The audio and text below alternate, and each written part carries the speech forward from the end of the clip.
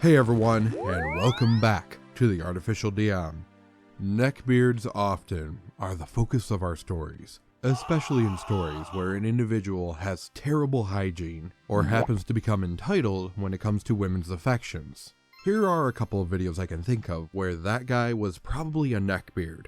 Neckbeards often view themselves as being higher intellectuals. They also believe that they are nicer than everybody else, and when you combine that with their obsession with anime and hentai, along with their terrible hygiene, they end up becoming repulsive to women.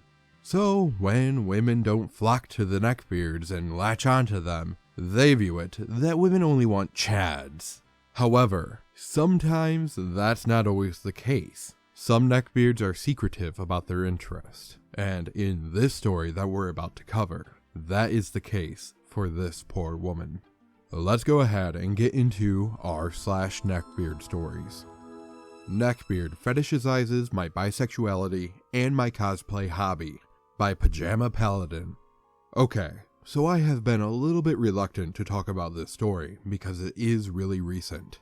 Also, I feel like it kind of solidifies that I am still really bone-dead stupid when it comes to finding partners with the same interest as me, and understanding the difference between love and infatuation. Unfortunately, with my first serious relationship, I had to learn the hard way. Rewind to about April of 2020. The pandemic was really starting to settle in the US, with lockdowns and people buying up toilet paper and scalping everything from hand sanitizer to game consoles. Around this time of year, the protests regarding Black Lives Matters and police brutality were very intense. In the region I live in, a lot of these protests and the vile rioters that invaded that was supposed to be peaceful were close, so a lot of stores had boarded up windows and doors for safety. The only reason I would ever leave my apartment was for groceries. I had not lived in the town for more than 6 months to take on my dream job. I was able to work from home, thank God. Still am. But instead of being able to explore my new home after settling in, I was cooped up in my room while the world was literally burning around all of us. I was scared. Anybody would be. But this was around the time an old Tinder match reached out to check in on me. We had matched when I first installed the app looking for friends back in late 2019. A friend recommended I try to meet new people and make friends in the area. Of course, after so many people thinking looking for friends meant friends with benefits, I gave up. I did chat with this guy a bit about games and the Gorillas, my favorite band, so I gave him my Instagram in case we wanted to play video games together. Now, from what I saw of this guy, he didn't look like a neckbeard at all. He was actually fit, well-groomed, really warm smile, actually fairly handsome. However, if there is one thing I know, a scraggly mass of pubes and a greasy double chin does not always a neckbeard make. It is a staple of the persona, sure, which is why I felt a little blindsided by this guy's personality as I got to know him. Let's call him TrapBeard, because I will admit, I fell for it. Speaking from my vast experience of Tinder, that's a joke. Anyway, from my knowledge, isn't Tinder just a dating app? I mean, sure, some people use it to hook up, but I don't think that's the best way to try to make friends. Anyway, let's return to the story. At first, things seemed really sweet. Our first date was in Animal Crossing, and then I arranged to meet him in person. This should have been the first red flag to me, but upon meeting him, I realized he was not as fit as he was in his photos. I don't have problems with people's weight at all. As long as you take good care of yourself, all body types are lovely. What did concern me was his dishonesty right off the bat, but I didn't address it. I learned he was 30. I was 24 at the time. I have always been one to date, to seek something long term. I am not wired for casual stuff. Sometimes I wish I was, but that's not me. I had this weird idea that if I wanted to meet someone who wanted something long term, nobody in my age range would be looking for that, and I would have to date older men. It's not a huge gap, sure, but what I believed was stupid. If you are reading this and thinking the same thing, do not fall for this trap mentally. There are people of your age who want the same things you do. You just gotta be patient. Anyway, around July, TrapBeard invited me to hang out at his place with some friends who were playing D&D on the 4th of July. I felt safe, knowing there was going to be a group of people, and it actually was a great time. His friends were pretty cool, and I actually got invited to make a character to join their campaign. So, for a while, it became a thing. Every other weekend, I would hang out at his place, eat pizza, play some games. Again, nothing right off the bat that gave me reason to be alarmed. He didn't have a headboard or really a bed set in his bedroom, but I overlooked that. Kinda saw it as a normal thing for single guys. Not a good thing, but a normal thing. Having been a single guy before, yes, this is normal. Then things got a little beardy as we got more comfortable with each other. So he did have an awareness that I was bisexual, and he admitted that he was polyamorous. Which I had no issue with these relationship types. They are not for me. But he assured me he would never bring someone else into the relationship without my permission. I do remember a conversation we had a couple times that should have been a red flag, but I was unaware. I mistook it for support. Hey, I understand you are new with relationships and stuff, but if you ever wanted to explore your sexuality, I would fully support you. What do you mean? I mean, if you wanted to see what a relationship with a girl would be like. Why would I do that? I'm in a relationship with you. I'm not gonna cheat. I know, but I wouldn't see it as cheating. It's okay. Really, I would understand. Dude, I am in a relationship with you. I am not going to just do that. Just because I am interested in men and women doesn't mean I am going to just experiment when I'm committed to someone I care about. That's not okay. I wouldn't be comfortable if you did something like that to me. I'm not going to do that to you. I should have seen it for what it was. I don't want to make assumptions, but I don't think he was actually polyamorous. Rather, he had a thing for three-ways. I am sure if I went and experimented with my sexuality with another man, or if I invited another man into a polyamorous relationship, he wouldn't want that. He wanted girl-on-girl action, which, looking back on it, makes me nauseous. On top of that, I had recently picked up the hobby of cosplaying and posting videos on TikTok. It was an activity I had wanted to challenge myself to for ages, but had always been scared to because of bullies. So, letting my partner know about it was a big and scary step for me. I did bite the bullet and let him know, and to my joyful surprise, he didn't make fun of me for it. I was so happy knowing my partner appreciated it, only it wasn't really appreciation. I guess TrapBeard saw my hobby for cosplays as a hint that I could bring costumes into the bedroom. I didn't realize it at the start, but he fetishized it. The big clues that led me to that theory was, of course, he would mention, "You would look so cute in the Kakagurui uniform. Insert character here is so hot. You should try cosplaying them." Then there was the hentai. We would chat about characters from various shows and games, and how cool or neat they were. They were women, of course. Somehow, he would always have some form of lewd art of the character and would send it to me. It started off with Lady Dimitrescu, and would go so far as Periodot from Steven Universe. Not straight hentai per se, but definitely teetering to enough to make me uncomfortable. Then, he fucking sent inflation fan art. As some of you may know, I had an encounter with an inflation fetishist that commissioned me for art. That was upsetting to say the least. However, when I shared that story with him, I guess he saw it as ammunition, because he would literally keep finding it and showing it to me to get a reaction out of me. We both enjoyed anime and manga and such, but there were some games of his that raised concerns. He knew of one where you have battleships that are actually lolly girls, and some of his favorite characters from Genshin Impact either looked like mothers or lollies. I had expressed before a couple of times that lolly characters and their designs are pretty gross, and one day he decided to have this debate. "So you think a character that is 500 plus years old that looks like a child is gross?"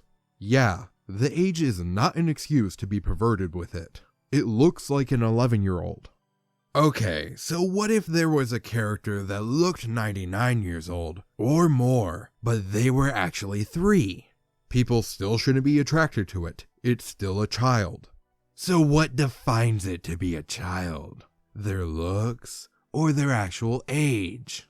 Both. One is clearly designed to look like a child, and one is at the age of a child. If you are attracted to something that is the age, or because they look at that age, that is a problem. Entire races get fetishized simply because they look submissive and childlike. Just because it is a fictional character doesn't make it okay. That conversation alone should have had me running, but nope, I stayed. I thought because he was showing me more decency than other men I had spent time with in the past, that he was as good as I was gonna get. My bar was on the floor, and TrapBeard was drilling for oil, and this is only the start. This is getting pretty long, so I will carry on the rest in a second installment, and things really pick up there. I appreciate you listening. TLDR, I have shit luck with men once again. TrapBeard seems nice and harmless at first, but I learn he fetishizes each and every trait about me. Okay, so going to back up a little bit. What OP said about dating someone around your age and having perceived expectations and goals. You can find somebody around your age. Totally do so. Don't compromise your life and your goals. I'm just gonna say it, Rule 34 was a mistake. People are gonna fetishize everything they're into. It's what they do. But it is concerning that TrapBeard doesn't have a separation of fetish and hobby. He has to insert porn into the conversation, expressing his fetish, when she obviously doesn't want it there. And yeah, lollies are wrong. Unsub if you want, lollies are not okay, in any way or form. Just because a child has been living for 500 years doesn't change the fact that they have the physical body of a child. They have the mental state and act like a child, and haha, they happen to be 500 plus years old! No, it's perverted. It's also pretty scummy that TrapBeard was willing to compromise the relationship in pursuit and hoping that his girlfriend was willing to bring in another girl into the bedroom. Porn-addled brains, am I right? Let's go ahead and get to the second part of this story. TrapBeard moves into his stalker's house. This is the second and last installation of the TrapBeard series.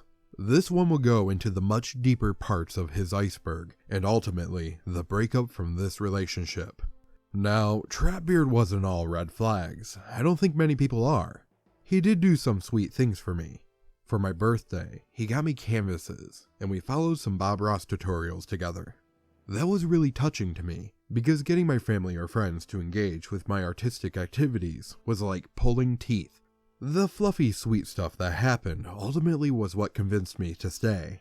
TrapBeard did have his moments. We daydreamed about traveling once the pandemic was over, visiting different Disney parks and attractions, even exploring locally. I thought that would be wonderful. However, when things eventually became more intimate, the dynamic of the relationship changed. I remember opening up to him that due to my hyper-religious upbringings and the purity culture and body image issues I grew up with, I had some pretty severe intimacy anxiety. His remarks about that didn't aid my cause, because at one point he asked, "Did you learn to speak in tongues in your church growing up?" Yeah, but speaking in tongues is not really a thing. It's something I picked up on because I felt if I couldn't do it, I wasn't really a child of God. Hey, speaking in tongues is kinda hot though. What do you mean by that? Well, it involves a lot of tongue work. I dated someone before who spoke in tongues, and hers felt amazing. As if fetishizing my hobbies and sexuality wasn't enough, my religious trauma was added to the sick checklist of his. Once we were intimate, the fluffy sweet stuff was not as common, and there was an unspoken expectation to do it at least once a day while I was staying in his apartment. I thought losing my V-card would cause my intimacy anxiety to subdue, now that I had finally done it, but that's far from true. I am glad I didn't wait till marriage, but at the same time, purity culture ingrained into me, and the lack of quality with it left me feeling filthy. Since I was new to it, I felt utterly clueless. I couldn't put a pin on it in the moment, but looking back on it, it didn't feel affectionate. It felt cold, like he was masturbating with my body. There was no communication whatsoever. Now, there were a few big offenders that ultimately trashed our relationship. One of the big ones being that TrapBeard moved into his stalker's house. He explained to me that she was moving out of the country, that he could have the upstairs, and that the downstairs guest bedroom was an Airbnb. He moved in because free rent, but visiting him in that space made me feel wildly uncomfortable and unsafe. He told me I had nothing to worry about, and that he had a gun to protect himself and me if she tried anything. Wow, feel much safer. He assured me that he searched the place for cams and mics, hidden in the furniture and lights, but I still felt really uneasy whenever I visited. He would have to sneak me in through the garage, since there was a Ring doorbell at the front, and I couldn't raise my voice at all if there was a guest downstairs. This whole situation was super confusing and scary to me. He told me this woman was a stalker, but usually when you have a stalker, you should want absolutely nothing to do with them, right? Let alone be in contact with them, let alone live on their property, allowing them to know exactly where you are. I get it, free rent is free rent, especially in these times. But at the expense of your personal safety? Yeah, this is really weird. Is this stalker his mother? That's the only situation I can think of. Either way, the whole thing is very weird. TrapBeard also had an alcohol problem. Now, I completely understand that nobody is perfect. I have my own issues too. With him being an EMT, I empathized that some of the things he saw and dealt with, especially during a pandemic, would trouble anyone. However, when he admitted that while I was sleeping he would drink himself under the table, I became flat out scared. The first time this happened, I was more concerned about him than I was for myself, because I wanted to help, but at the same time, he never let me know until after the damage was done. I, at the very least, would take any alcohol from our D&D hangouts and parties with me home to my apartment. I eventually did talk to him about how his behavior made me feel unsafe being with him. Of course, TrapBeard asked, "Why do you feel unsafe when I drink when you are asleep?" "It gets worse when you are asleep and I am alone." I usually went to bed around 10 or 11, and he would be up till 2 or 3 a.m. "Well, I am hoping that once I become a father, I will be motivated to be a better man."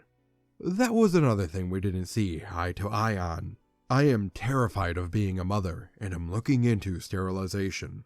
He, on the other hand, wanted 5+ kids.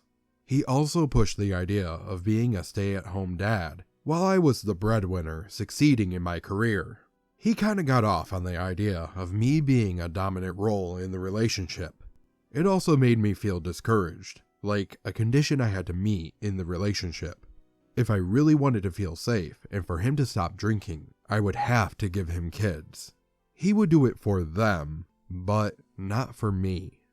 However, we didn't even get to anything of that sort, because in the same 5 minutes, he told me he would try to get better about it. TrapBeard told me, "I'm going to be heading to North Dakota for nursing school in the summer." I was proud of him for pushing his academics, but I saw that this was ultimately going to put a wrench in our relationship. We wanted to stay together up until he left, but I couldn't do that. I saw the end of the line, and I felt it was best to press on the brakes now, rather than wait to rip the band-aid off at the very last minute. We decided that we would use Valentine's Day to bring our relationship to a close, and try to keep things platonic until he left. How tragic is that? My first Valentine's Day in a relationship, and it's a fucking breakup. About a month passed, and I just needed some time apart. I was invited to a couple D&D campaigns, which I didn't have a problem if he was on the same page. For the most part, he was. I did foolishly agree to spend the night after a session. His stalker's house was an hour away from mine, and it was early morning hours. Plus, a part of me really hoped we could keep things friendly. We slept in the same bed, and it was fine for the most part. I appreciated having a friend to cuddle. Then, the morning arrived. I woke up to him with his arms around my waist, his morning wood literally being wedged into my shorts. I shifted away, but he kept pressing in. And then, when I finally got out of the bed and stretched, he commented, "That's the first time I've had morning wood in a while." We tried watching movies together that afternoon, and I thought he would have gotten the hint by this point. However, throughout the movie, he would cuddle very close to me, and I could feel his eyes practically burning a hole in the side of my face. I just wanted to shrink into the couch cushions and hide in the crevices. None of this felt friendly anymore. Then he rested his head on mine, and my stomach dropped. He just stayed there for several minutes, even trying to tilt my head up to look at him with his finger. That's when I knew we couldn't spend time together as friends. TrapBeard was going to keep playing this game up. We can be friends, until he went to nursing school. My dad picked me up, thank God. The next morning, after getting some sleep in my own bed, I told him I was done. I did not feel like he was really wanting to be just friends, and if he just said that to keep me around and potentially spark things up again before he leaves, I could not do that. I didn't block him on social media. I figured at the very least we could chat when he moves. But again, another dumb mistake of mine. I was expecting not to get into another relationship for a while. I was doing a lot of self-reflection, healing as well, because I knew there were things I struggled with in the relationship, and I didn't want them to surface in the potential next one.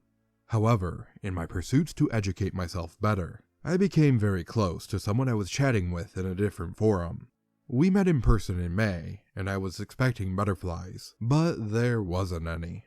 Spending time with this new guy brought a sense of peace I hadn't experienced before. I felt listened to, appreciated, and surprisingly enough, not fetishized because of my hobbies and traits. That was new to me. After a couple more hangouts and more chatting, we became a thing.